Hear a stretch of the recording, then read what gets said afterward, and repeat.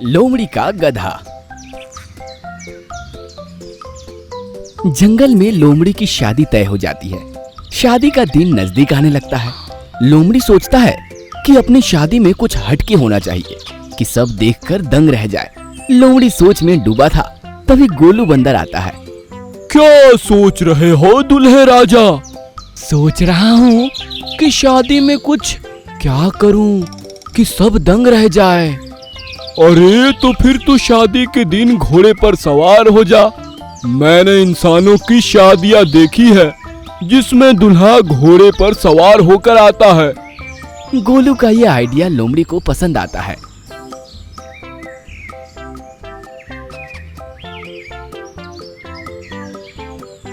लोमड़ी घोड़े के पास जाता है और घोड़े से कहता है, भाई कल मेरी शादी है। मैं अपनी शादी में इंसानों की तरह घोड़े पर सवार होना चाहता हूँ। क्या तू कल मुझे अपनी पीठ पर बैठा पाएगा? लोमड़ी की बात सुनकर घोड़ा कहता है, भाई मैं सिर्फ इंसानों की शादियों की ऑर्डर लेता हूँ।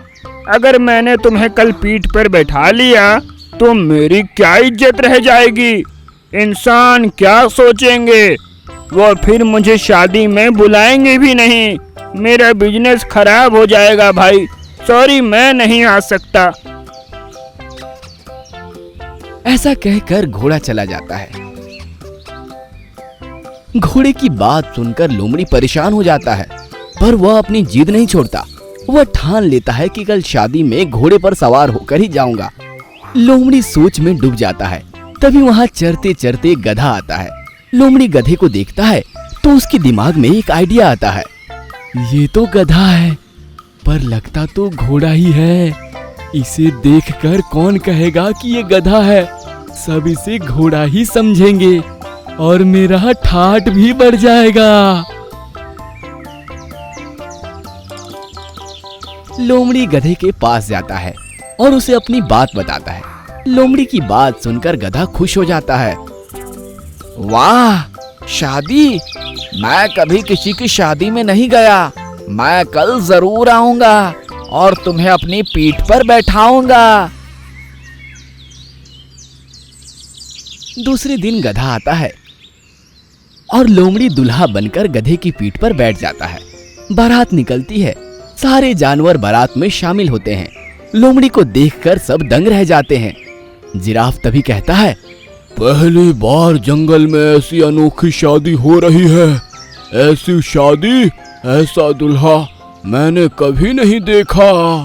ठाठ तो देखो दूल्हे का। घोड़े पर सवार दूल्हा किसी राजकुमार से कम नहीं लग रहा है। ये सब बातें सुनकर लोमड़ी का सीना चौड़ा हो जाता है। बारात धीरे धीरे आगे बढ़ती है।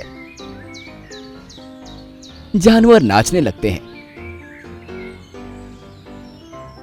तभी अचानक गधों का एक झुंड आता है। झुंड को देखकर लोमड़ी का गधा खुश हो जाता है। अजीब आवाजें निकालने लगता है और कूदने लगता है और झुंड को पुकारने लगता है।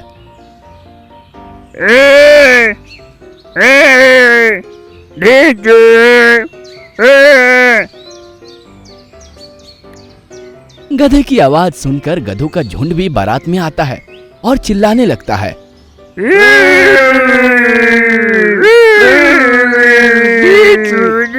लोमड़ी का गधा जोर जोर से चिल्लाता हुआ उछलता है और नाचने लगता है। सारे जानवर यह देखकर दंग रह जाते हैं। लोमड़ी का संतुलन बिगड़ जाता है और लोमड़ी गधे की पीठ से नीचे गिर जाता है। लोमड़ी का गधा बाकी गधों के साथ चिल्लाता हुआ बारात से भाग जाता है। अरे ये तो गधा था, हम इसे घोड़ा समझ बैठे। शेर हंसने लगता है। सच में मैंने ऐसी अनोखी शादी आज तक नहीं देखी। गधे पर सवार दूल्हा मैंने तो यह कभी नहीं देखा था। मजा आ गया। सारे जानवर लोमड़ी का मजाक बनाने लगते हैं। लोमड़ी पर हंसने लगते हैं। लोमड़ी शर्म और अपमान सह नहीं पाता। फिर क्या, लोमड़ी अपने ही शादी से, अपने ही बारात से दूर जंगल भाग जाता है, पीछे मुड़कर देखता भी नहीं। दोस्तों क्या समझे, जिसका काम उसी को साजे, और करे तो बुद्धू बाजे।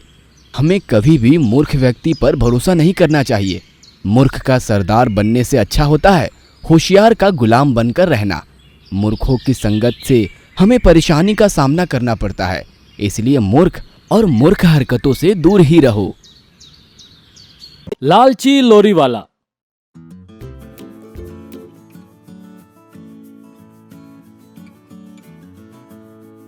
सेठ बनवारी लाल का धान का व्यापार था। बनवारी लाल का गोदाम शहर से दूर बीलापुर में था। गोदाम में हमेशा धान की बोरियां भरी रहती थी। इन बोरियों को शहर में अलग अलग जगह पहुंचाने के लिए बनवारी लाल ने कुछ लोरी वाले को बांध रखा था। इनमें सबसे नया था छागन। छागन बहुत ही शातिर था। वो हमेशा गोदाम पर बैठ के सेठ के पैसों का हिसाब करते रहता था। भुवन, इस गोदाम में कम से कम 10,000 बोरी अनाज होगा। होगा तो क्या? तो सोच, ये बोरी 1,000 की तो 10,000 बोरी 1 करोड़ रुपए का माल है। अच्छा है ना? क्या अच्छा है? और हमें ये सेठ महीने के सिर्फ 20,000 देता है। अगर हमें लोरी नहीं चलाएंगे तो इसको मुनाफा कैसे होगा? जो भी हो भाई, मुझे लोरी चलाने के पैसे मिल रहे हैं और इससे मेरा घर चल रहा है। छागन के दिमाग में लालच बैठ गया था। एक दिन जब छागन लोरी लेकर निकला तो वह सोच रहा था कि कैसे वह कुछ अधिक पैसे कमा पाए। वह सेठ तो मेरी पगार बढ़ाने से रहा, मुझे ही कुछ करना पड़ेगा अपने लिए। अगर मैं कुछ बोरियां बाहर बेच दूं तो? नहीं, बोरियां कम होगी तो सेठ को मुझ पर शक हो जाएगा। लेकिन अगर कुछ बोरियों में से मैं 1-2 किलो अनाज निकाल लूं तो किसी को मुझ पर शक नहीं होगा। अरे वाह! छागन ने गाड़ी किनारे लगाई। फिर उसने ड्राइवर के केबिन से 2 खाली बोरियां और एक माप निकाला। छागन लोरी में चढ़ गया और उसने बोरियों में से माप भरकर अनाज निकाला और खाली बोरियां भरने लगा। जल्दी ही छागन की दोनों खाली बोरियां भर गई। अब इसे केबिन में रख देता हूं जिससे किसी की नजर ना जाए।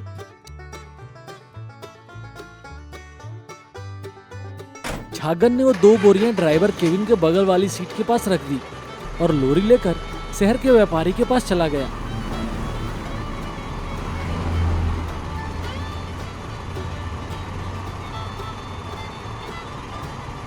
व्यापारी ने हमेशा की तरह बोरियां अनलोड की और रिसिप्ट वाली पर्ची पर साइन कर दिया। अब छागन यहां से निकला, उसे वह दोनों बोरियां बेचनी थी। वह एक किराने की दुकान के पास रुक गया। भाई, अनाज खरीदोगे? रोज 2 बोरियां दे सकता हूँ। क्या दाम लोगे? वैसे तो दाम 1,000 रुपया है, पर तुम्हारे लिए सिर्फ 800। रोज 2 बोरी दे सकते हो? हाँ, बड़े आराम से। दुकानदार ने छागन को 1,600 रुपये दे दिए और छागन अपनी ऊपरी कमाई देखकर बहुत खुश हुआ। ये हुई न बात, सिर्फ थोड़ा सा दिमाग और मुफ्त के पैसे। वाह वाह छागन, तेरा जवाब नहीं। अगले कुछ दिनों तक छागन यही करता था और रोज लोरी साइड में लगाकर अनाज चोरी करता था और फिर उसे किराने की दुकान पर बेचता था। अचानक एक दिन बनवारी लाल को शहर की दुकान से फोन आया। ऐसे कैसे हो सकता है? हम तो बराबर माप कर ही बोरी भरते हैं। बनवारी को समझ आ गया कि कुछ तो गड़बड़ है। सिर्फ सेठ जी की ये शिकायत है, मतलब यहाँ से बोरियां बाहर जाने के बाद कुछ तो गड़बड़ हो रही है। शायद छागन कुछ कर रहा है। उस दिन छागन के लोरी निकलते ही बनवारी लाल ने लोरी का पीछा किया अपने कार से। बनवारी लाल ने देखा कि छागन ने लोरी साइड में लगा दी और अनाज चोरी करके दूसरी बोरियों में भरने लगा। तो ये माजरा है। बनवारी लाल ने अपने महंगे फोन से छागन का वीडियो बनाया। उन्होंने छागन का पीछा जारी रखा। छागन ने बोरियां सेठ जी के यहां दे दी। और साइन भी ले आया। फिर छागन एक किराने की दुकान पर गया और वहां वो दोनों बोरियां बेच दी। यह भी सेठ ने रिकॉर्ड कर लिया। इस दिन जब छागन शाम में अपने घर पर था तो सेठ जी पुलिस ले आए। नवा खराम, जिस थाली से खाता है उसी में छेद करता है। पुलिस ने छागन को गिरफ्तार कर लिया और उसे 7 साल की जेल हो गई। छागन को अपने लालच का फल मिल गया। दोस्तों, अगर आपको ये कहानी अच्छी लगी और आप आगे भी इस प्रकार की कहानियां देखना चाहते हैं तो हमारे इस चैनल को जरूर सब्सक्राइब करें